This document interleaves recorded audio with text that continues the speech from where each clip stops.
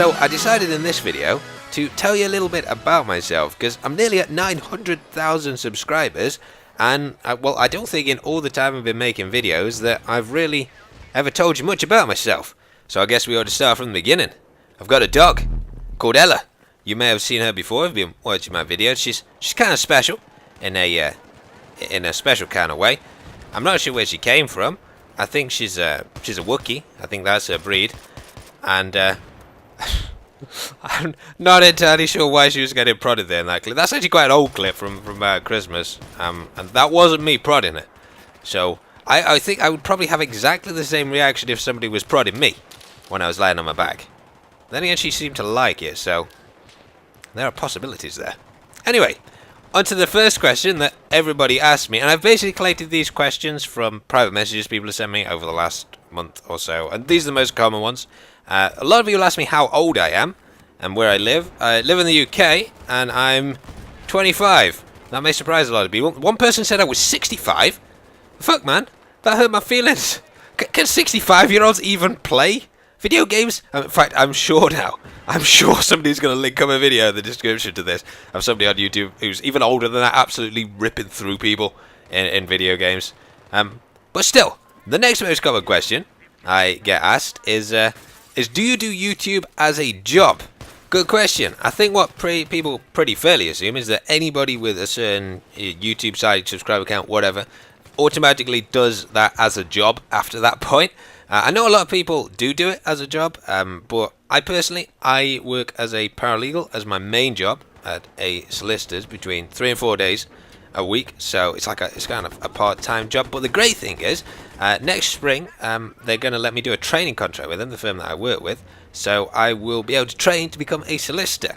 Some of you are probably thinking, that's a bit of a strange choice, Frankie. If I had the choice between playing video games and working as a solicitor, which is pretty boring, you'd have thought, then I'd obviously play the video games and earn money from that. But to be honest, what I get from going into like work and doing that as my main job is, you know, if there's somebody who's sort of going to lose their house or something like that, somebody's going to take over the house, and I can actually help them. Even though I'm not obviously as a paralegal the main guy on the job, there's like loads of lawyers who are above me, but I feel like I'm actually helping solve such like a big real life problem for somebody that really affects them, and you don't get that feeling. You don't get that feeling from YouTube.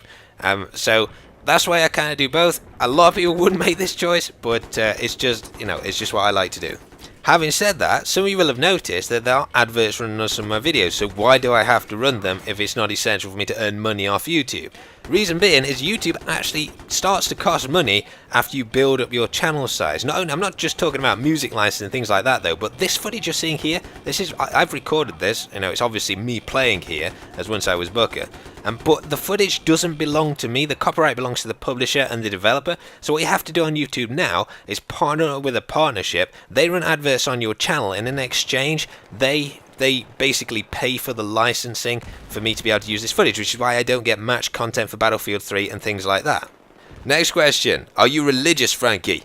I don't know why this matters, to be honest. I always think that whatever you choose to do in life, I mean, you should just do whatever makes you happy. If believing in a religion makes you happy, provided it's not to, you know, it doesn't make other people unhappy. Like if your religion is interpreting the Quran to kill infidels in the West, that's probably not a good thing for sort of the overall balance of the world. But I always think that religion is the kind of thing you should just choose to do yourself, and because you never can persuade one people one way or another. Me personally, I don't really, I don't have like a set religion as in terms of Christianity or whatever. I'm not entirely atheist though. I kind of like float in the middle because I don't believe you can prove one way or the other. I think that humans perhaps have something of like, I guess, a spirit. Like the way that I sort of look at life is you've got to sort of, if you do good things, then good things will happen to you.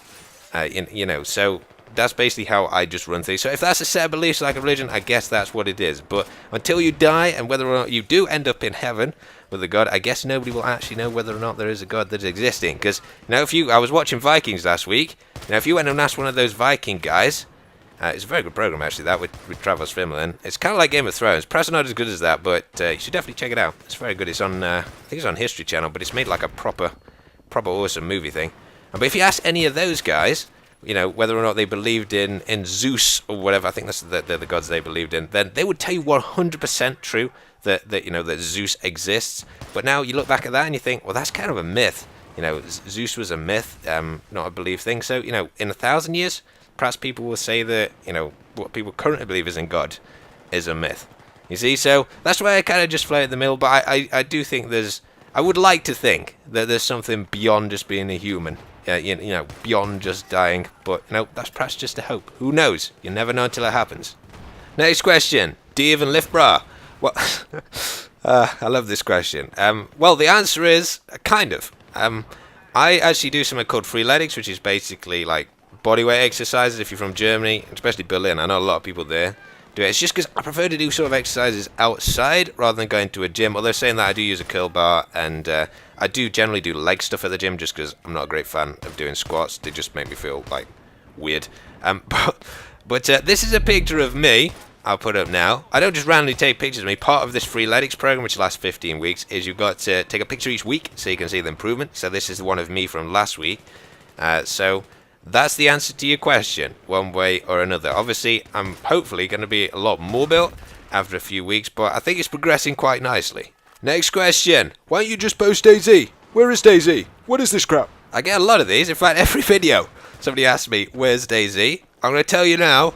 100% I put up DayZ as fast as I possibly can do it. I think these questions are for people who don't actually play the game and don't appreciate what playing for good footage is actually like, but it takes hours and hours to record DayZ. And honestly, if I only did DayZ on my channel, I would not do YouTube anymore because I would have just been bored silly of it. It wouldn't be any fun for me, and YouTube has to stay fun for me to continue to post videos, which is why I post Battlefield, all of the kind of videos as well, just because I like posting those kind of things, and I think people are interested in them. So that's why I don't just exclusively post DayZ.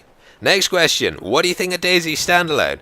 I didn't really have that much faith in the standalone being good until I watched the last dev blog. And in that they said that, and I'll link it in the description, that they're going to completely change zombies so that they path properly after players. So there's no more zigzagging. Because I personally think there's 4 things which the standalone has to have on its very first alpha release.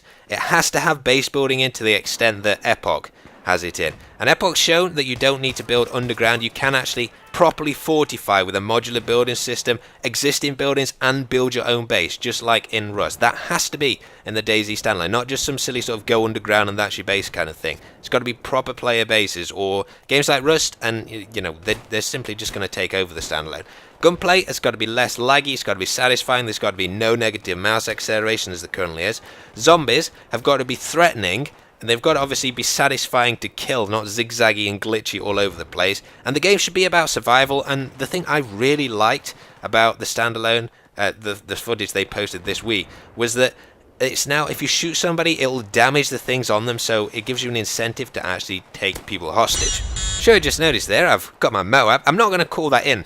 Yeah, I don't want to wreck it for the enemy team, but I can't believe I managed to get a 9 minute 25 plus kill streak. This was the best kill streak I've ever had in Battlefield 3. It was basically like a legit version of Jack's cinematic DayZ run. And even better, the guy who kills me, I think, was a humble bundle. Nubsicle. I'd rather he kill me than anybody else, that level 2 right there. But I hope you enjoyed this video, guys. I'm going to be posting some Amnesia. I'm going to do a walkthrough of that later on, so make sure you check that out. Thanks for watching. Hope you enjoyed the video, and I'll see you in the next chapter.